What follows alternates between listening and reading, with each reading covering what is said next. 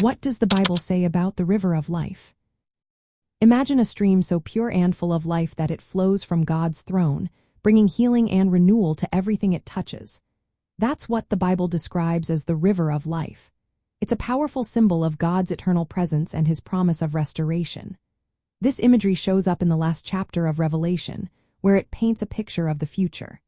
The river flows from the throne of God and the Lamb, which is Jesus Christ, through the heart of the New Jerusalem. It's described as clear as crystal, symbolizing purity and truth. On each side of this river stands the tree of life, which bears 12 kinds of fruit and leaves that heal the nations. This scene is like a renewed Eden, where God's people live in perfect harmony with him, free from pain, curse, and death. The river of life reminds us that God's life-giving power is ongoing and abundant. It's not just about eternal life after death, but also about healing and restoring what is broken now. In the Old Testament, the river begins in Eden, flowing out to water the land and symbolize God's blessing for all nations.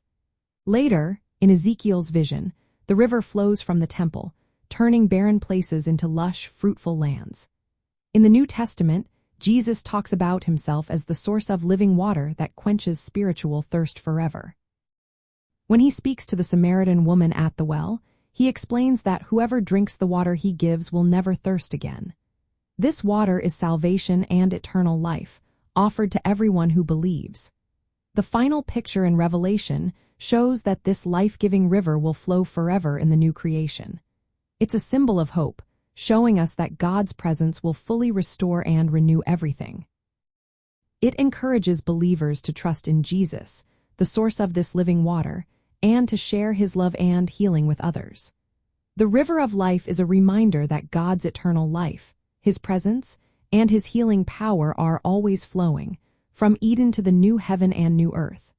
It's a promise of ongoing renewal and perfect fellowship with God for all who follow him.